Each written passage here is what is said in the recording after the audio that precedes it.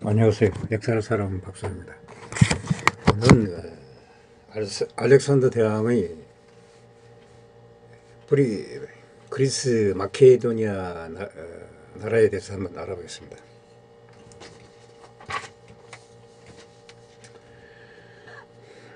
마케도니아인이 어디까지 그리스이냐 하는 문제는 고전 시대를 연구할 때는 현대의 발칸 정치에서나 골치 아픈 주제라고 합니다. 나는 여기서 마케도니아인이 그리스 민족의 한 지파나 또는 아니다 하는 주장을 하지 않을 것이다.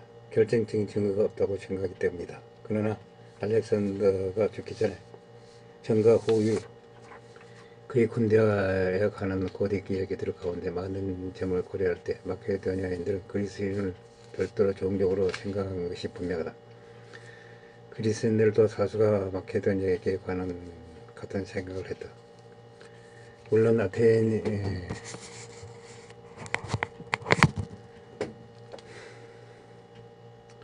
그리스인도 다수가 마케도니아인에 관해 같은 생각을 하였다.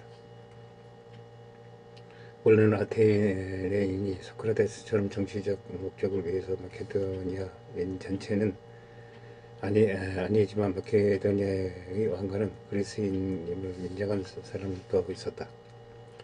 자신들이 계획도 별로 안 남긴 탓에 뭐 하고 살았던 사람들인지 과거 불명하게 아테나, 스파르타 등에게 이어족 바르바로의 다른 말을 쓰는 사람들이라고 불렀다. 그러나 마케도니아보다 훨씬 내한만적이고 이민족들로 가득 찬 테라키아 지방조차 그리스계 왕가가 다스리는 국가는 존재했기에 그리스 왕가가 존재하는가 아닌가 이유가 야만인 취급을 받지 않아야 하는 이유가 되지 못한다. 단순히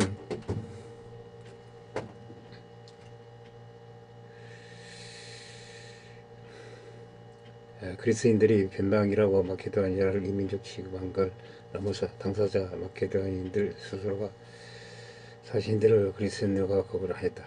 단 확인되는 건 페르시아 전쟁 때 알렉산더 1세가 즉시 페르시아에 항복하였다. 동시에 아테네인들이 친구 타이틀도 달고 있었다는 정도다. 이후에 아테네와 친밀한 관계를 맺고 있었다는 정도가 확인되는 전부다. 이들이 갑자기 유명해진 것은 알렉산더 대왕의 아버지 빌보스 2세가 카이로 메이아 전투에서 헬라군을 물리치고 그리스 세계를 통일하면서였다. 빌보스 2세는 즉위하자마자 급격한 그리스에 이어 그리스 국가들을 뛰어넘는 수준의 군대 및 전술적인 계획을 단행하였다. 일리리아와 트라키아 지역까지 손을 뻗쳐 그리스 지방 전체의 3배에 달하는 영토의 국가로 거듭났다. 그 힘을 앞세워 순식간에 그리스 전쟁을 선하게 나버렸다. 다만 마케도니아가 뜬금없이 급상한 것은 아니고 그리스 도시 국가들이 수백 적씩 결리선을 찍어내고 가라앉히고 하고 싸울 때 대량의 목재를 판매하는 등 그리스의 등골에 키워지도록 북적 세금을 누리면 수십 년의 세월이 있었다. 필리포스 2세가 맹공이기도 했지만 이 사람이 왕위 오른 시기 자체가 다른 경쟁은 그리스 국가들이 아테네, 스파르타 등의 필레폰데스, 코린토스 전쟁으로 연이은 장기적인 대규모 전쟁으로 인해 힘이 다 빠져 나가는 상태였다. 마케도니아가 발전하기에는 무역 상황도 좋았던 것도 하나이다. 필보스 2세는 곧 암살당하고 뒤에 전문 알렉산더 대왕이 올랐다. 알렉산더 대왕이 오른 뒤 마케도니아의 함정은 우습게 시작되었다.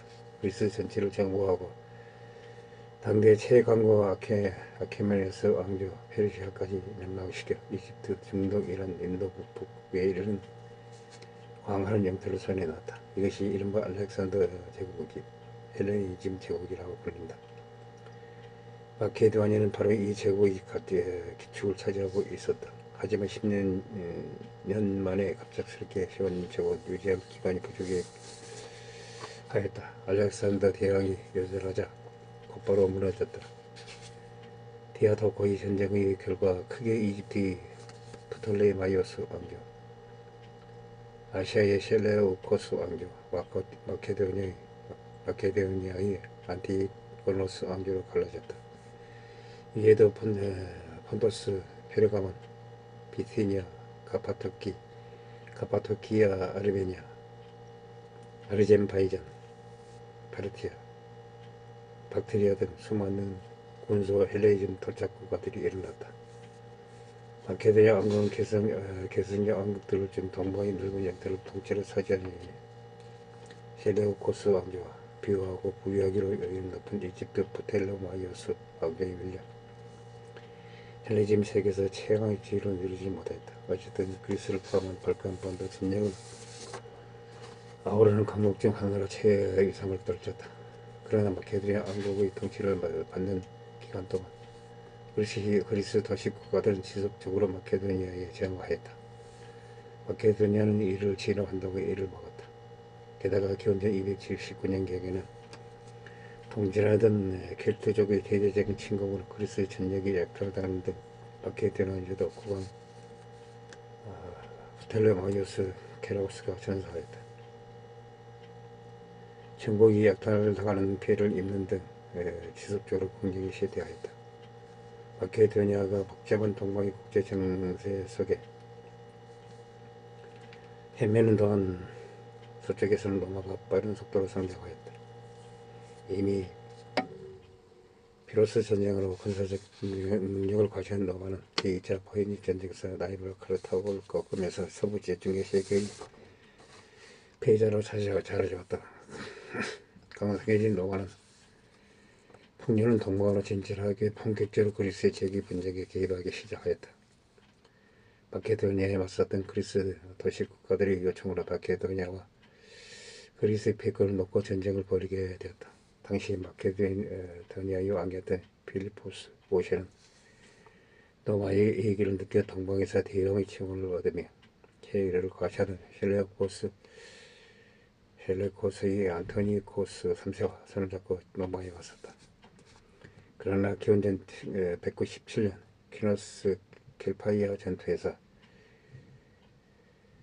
로마군에게 참패하였다. 사실상 종속국으로 전락하였다.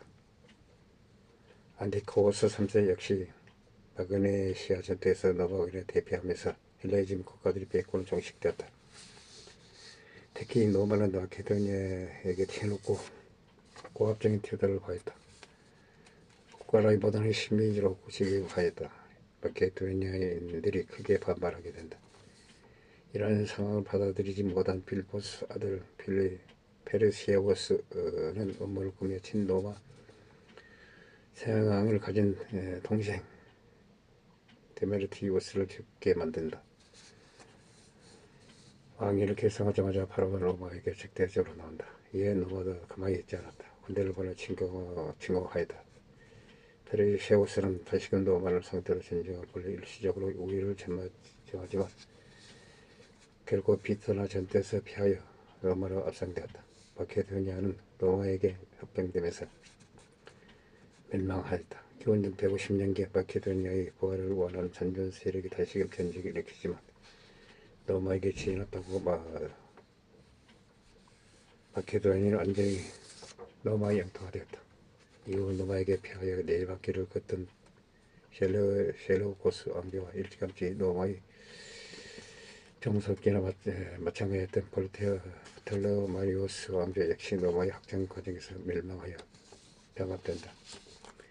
이로써 헬레이즘 세계의 세 거대였던 안티코노스 왕조, 셀레우코스 왕조, 프톨레마이오스 왕조 모두 로마공국에 합병됐다. 베르기나의 태양이라고 불리는 고대 마케도니아의 국가 또는 왕실에 관한 상징이다. 이 서한을 그리스 지역의 마케도니아 베르기나의 빌보스 3세의 무대에서 발견된 황금색 나낙스 음으로서 최초로 확인되었다. 이어서 알렉산더 대왕의 어머니인 올림피아의 상자에서도 같은 문양이 발견돼 마케도니아의 중요한 상징으로 확인되었다. 오늘날에 들어 고대 마케도니아 후에 힘을 자처하는 그리스와 북마케도니아는 각각 이 문양이 자신들의 상징이라고 갈등을 벌였다. 218년, 2018년 양국이 프레스파 협정을 통해 문양을 포함한 고대 마케도니아의 문화유산 등을 모두 그리스에 기속되는 것을 합의하였다. 물론 북마케도니아의 일반 국민들은 현재까지도 이런 결정에 불만을 가진 경우가 많다. 마케도니아의 언어는 아티케 그리스어와 달라서나 그리스의 방언을 가능성이 거의 확실하며 기원전 4세기쯤에는 아티케 그리스어로 완전 교체되었다. 이 아티케 그리스어를 기본으로 한 고인의 그리스어가 후기자 왕국 시대에 쓰이게 됐다. 그리고 이후 로마 제국과 동로마 제국 시대에 이어지는데 특히 라틴어를 제치고 동로마 주요 언어가 될 수 있었던 것은 이 지역 일대를 한번 통일하고 그 지배층으로 자리를 잡았던 마케도니아인들에게 영향이 컸다고 한다. 이번 알렉산드 대왕의 고향 그리스 마케도니아에 대해서 알아봤습니다. 항시 부족함을 느낍니다. 양해 부탁드립니다. 감사합니다.